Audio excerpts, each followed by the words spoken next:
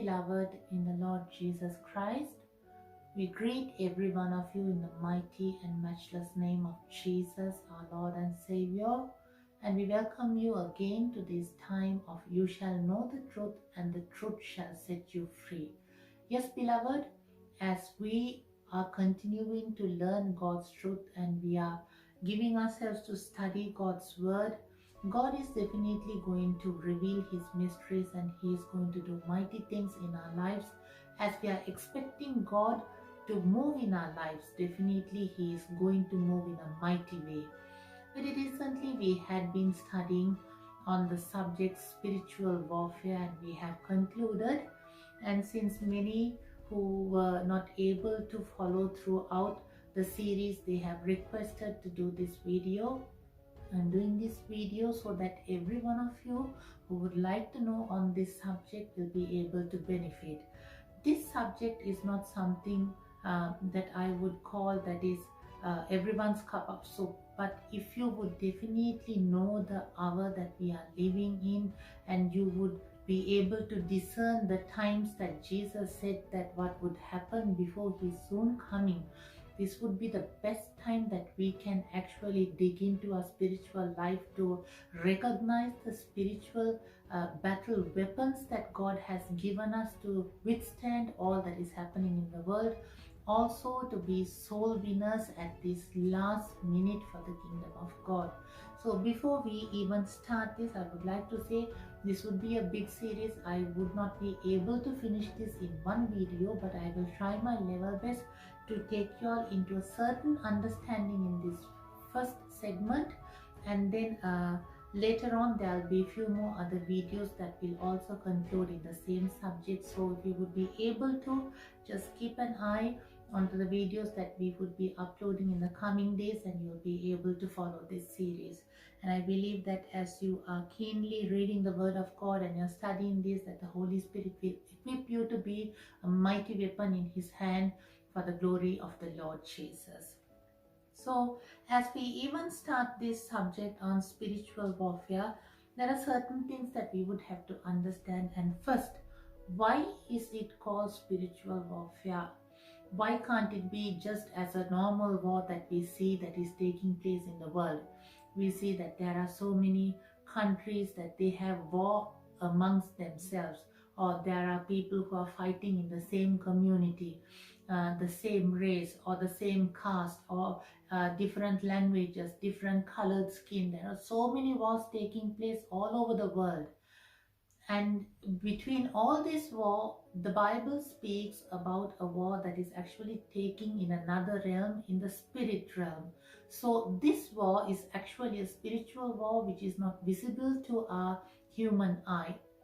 But as we are spirit beings, as we know that our God is a spirit, according to 2 Corinthians chapter 3 verse 17, that God is the Spirit and He also created us in His own image, in His likeness, as a spirit being. Though we live in this physical body, this is only like a cocoon that we are living at the moment, and very soon enough we will actually be rid of this physical form and we will be able to live in that spiritual realm where we are supposed to live. And in this sense, the spiritual warfare is actually taking in a spirit realm where the warfare is between spirits. So who are the spirits who are doing this war? According to the Word of God, we know that as God Almighty, He is a spirit, and that spirit of God and God Almighty, He has made us as spirit in His own image and likeness, and there are angels, hosts of angels in the name of the Lord, who are with Him to worship Him, to glorify Him, to honor Him, and to carry out His desires. Also, as we know, Satan, who is also a spirit being, and all the fallen angels with him, who are also spirit beings, are waging war against God and the good angels. So this spiritual warfare, for what reason this is taking place, is actually for every human soul. So every human soul that is actually born into the world is being part of the spiritual warfare. for every person that is being born into this world as a result of Adam's sin, is born into the sinful world and is a sinner, has to go through the process of living in this world to identify Jesus as his or her personal savior, and would have to repent of all the sin and to walk away from all the old nature, and living into the kingdom of God would be a new start into the spirit realm. So demons actually do not want you to understand the path of salvation and for you to accept Jesus as your personal savior, for you to be saved, because demons want to take each and every one of us into hell with him.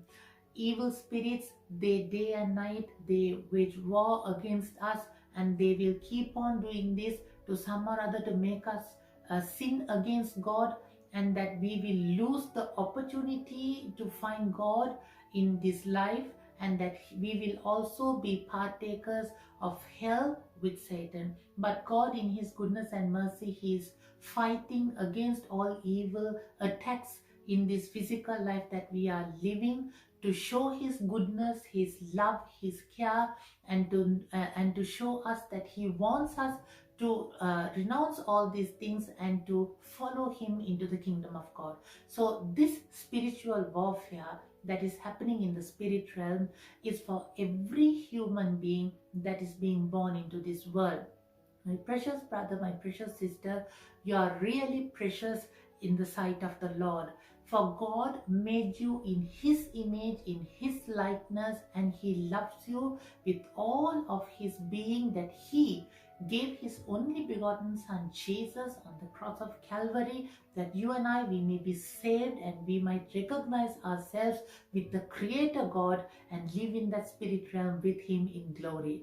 So the devil, he doesn't want us to know this, and he wants us to be partakers in the eternal condemnation that he was condemned to, but that was not God's original plan for us. And as we are pondering on spiritual warfare, now we understand that the warfare on one side, God who is fighting, and on the other side it is Satan or Lucifer who is fighting, and in between it is up to us to choose in which side we are going to partake. So in the spiritual battle, it is our duty to recognize, knowing that there are two forces fighting for us, and it is our duty to understand to which side that we are going to give our heed. So end of the day, if it comes into our decision, for God will never force us. God is never going to force himself on us. He has given us the invitation. It is up to us to accept the invitation and to live the life that he wants us to live. For Satan, he will not invite, but he will persuade us, and he will do all his tactics in his power to deceive us and to make us to follow his ways. So the spiritual warfare, one verse, a few verses that I would like to read, and I would also like to explain where we find about spiritual warfare is in the book of Ephesians chapter 6. The book of Ephesians chapter 6 from verse 10, if I would read till verse 13, the Bible says, "Finally, my brethren, be strong in the Lord and in the power of his might. Put on the whole armor of God, that you may be able to stand against the wiles of the devil. For we do not wrestle against flesh and blood, but against principalities, against powers, against the rulers of the darkness of this age, against spiritual hosts of wickedness in the heavenly places. Therefore take up the whole armor of God, that you may be able to withstand in the evil day, and having done all, to stand." So this scripture very clearly says that we are not actually wrestling with flesh and blood. So that's why it's a spiritual warfare. You cannot be a part of this warfare in your flesh. You cannot partake in spiritual warfare in your flesh, because your flesh has nothing to do. Your flesh is not something eternal. Your flesh is something which is a hindrance, or it is something that is going to be used by the devil to tempt you. this body that we are living, one day we are going to leave, and this body doesn't matter. As the Bible says, we are in one place. The Lord says, do not fear man who is only able to kill your body, but fear the Lord who is able to also condemn you into eternal death. The Lord who is able to punish your soul. The Lord who is God over this body, over our spirit and our soul. So the importance goes to the soul which lives within this body. So in spiritual warfare, we cannot wage this war or be a part of this warfare in this body. We need to be partakers in the spiritual warfare as spirit beings, in our intellect, in our mind, in our will, in the personality who lives in this body. The person who is actually, or the very life that is inside this body is that person, and that person has to be a part of this spiritual warfare. And only by walking in the spirit and taking authority in your spirit can you actually fight against Satan. So flesh and blood, if you try, it's not going to help you at all. If I may put it in another way, maybe we'll say that there is someone who is a very loving person, and you love that person a lot and you respect that person a lot. There are good things about that person, and for no reason that person has suddenly turned against you, and that you know that this person has turned against you for no reason which is valid, and you know that this is not something that is happening in the natural realm, means then definitely that person has been influenced by some kind of a demonic attack where that person has lost control over their emotions, and Satan had gained some kind of a footstool on their emotions to turn against you.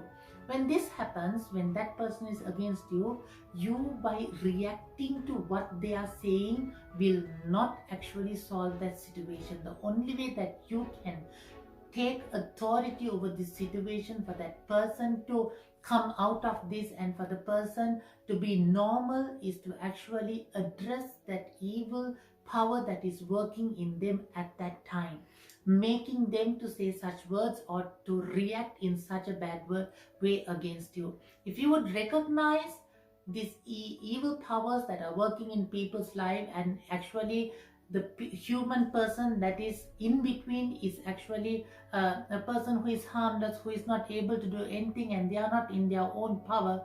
If you would recognize that, and if you would actually start praying for them, the evil power that is working in them, it will lose its foothold, and you will be able to see that person changing and becoming a normal person.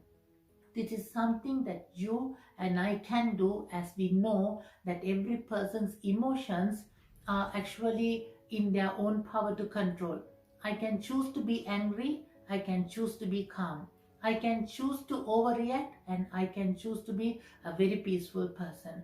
But at times we are not able to control our emotions, and we use this term to say, I'm out of control. There is nothing as out of control. Something has started to control you. For one thing, as I would always say, God will never try to control you, but He will only guide you.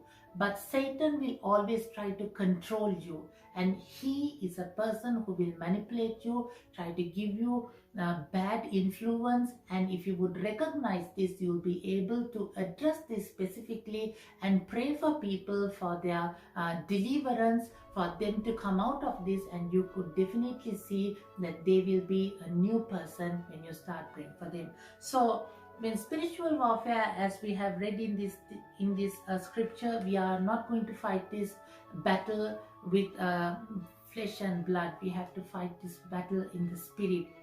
And if we are to fight this battle in the spirit, then we would have to know what kind of weapons that we need to do a warfare. Because end of the day, when you are going to war, you just can't go to war. You would have to have certain training, you would have to have understanding about your opponent, and you would have to know what sort of strategy that you are going to use in this war. And it is very important for us to recognize what kind of weapons that we have in God, in Christ, in the Holy Spirit to take down the evil forces that are working against us. And we can read about this in the book of Corinthians. In the book of Corinthians, chapter 10, in the book of 2 Corinthians, chapter 10, from verses 3, 4, and 5. I will read as it says, "For though we walk in the flesh, we do not war according to the flesh. For the weapons of our warfare are not carnal, but mighty in God for pulling down strongholds, casting down arguments and casting out arguments and every high thing that exalts itself against the knowledge of God, bringing every thought into captivity to the obedience of Christ." So this scripture says, "For though we walk in the flesh, we do not war according to the flesh."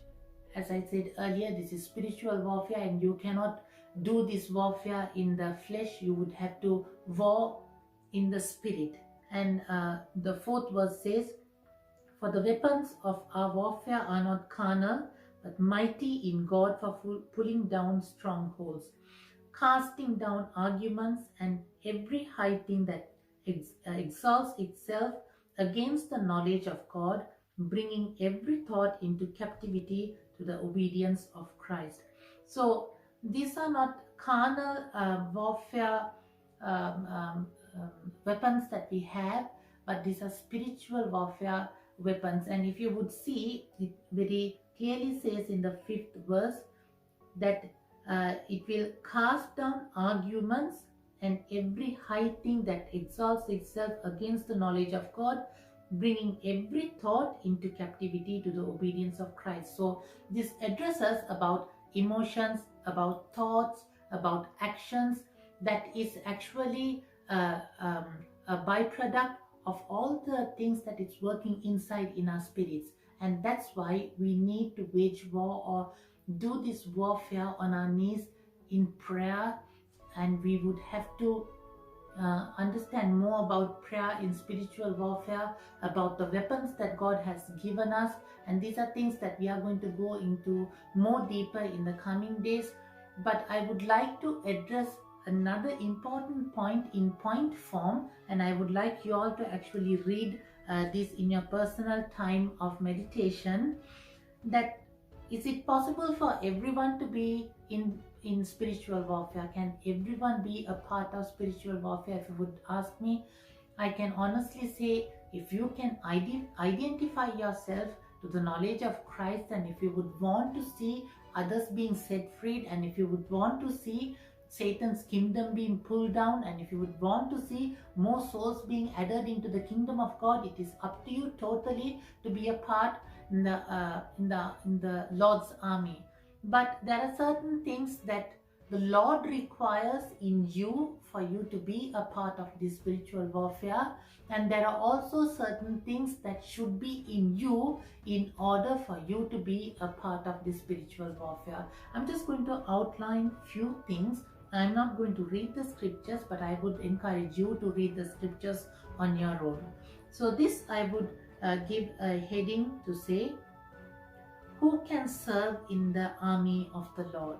So the people who can serve in the army of the Lord, there are certain characteristics that they should have, certain qualities that they should have. In that, the first thing, a person, according to 2 Timothy chapter 2 from verse 1 to 5, that person must be a person who is a good soldier, who understands what it is to be a soldier in the army, not entertaining with affairs of life, a person who will please the person who enlisted him as a soldier, who commits according to the rules of that army. So when you want to give yourself, or if you are a person who is thinking of joining an army in the natural, there are certain requirements that they will ask you. This should be your height, this should be your education, this should be your weight, and your eyesight should be like this. There shouldn't be any disabilities in your body, so you have to go through all these tests for you to actually fulfill the requirements to be in the army. Same way, there are certain requirements that God also is seeing, and there are certain requirements that you should have, and one is that you should be a good soldier, a soldier who is very, very faithful to that army. And that soldier should be so much totally sold out to that army that that person will put serving in that army as priority beyond anything. Family comes second, personal affairs comes second, everything else comes second. Standing for the that nation or with that army would be priority, and that should be one personality, one aspect of a person who wants to be in the army of the Lord. And the second one is, according to Luke chapter 9, verse 62, a person who will not look back. Most of the time we come out of a wanting or a desire, and suddenly after you come with the desire, in between you feel that you further don't desire to do that and you want to turn back. The Lord doesn't want people who just come for the sake of coming, who just wants to try this out. God wants people who are totally 100% committed, and they have taken a stand to say, I will follow until the end, that person will follow. So you should be a person who will not turn back at any cost, because spiritual warfare, understand, is just not something that you come, you sit, you pray, and then you wake up and you go.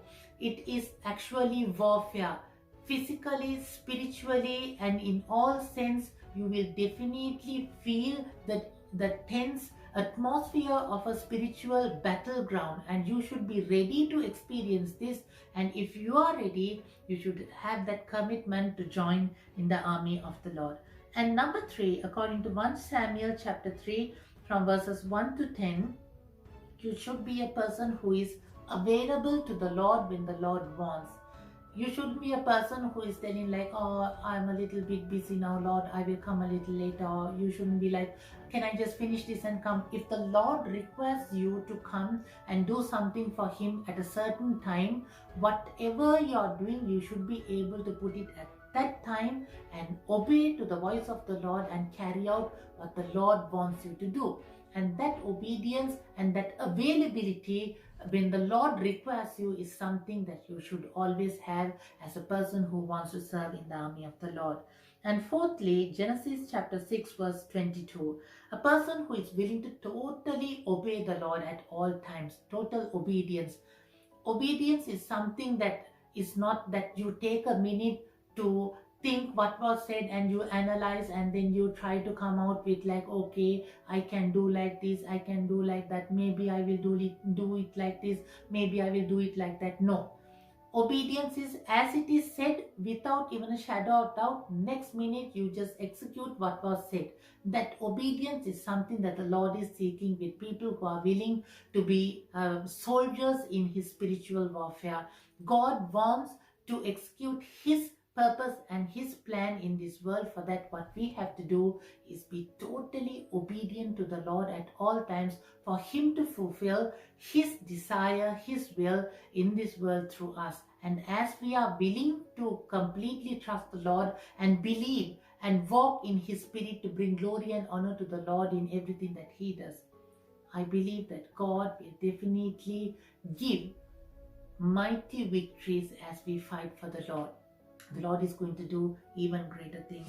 And on the next segment, we will touch on base on a theme where it says, who will the Lord choose to serve Him in the battlefield? Now, these are things that we should have, the points that I just read out, points and qualities that we should have when we want to serve the Lord.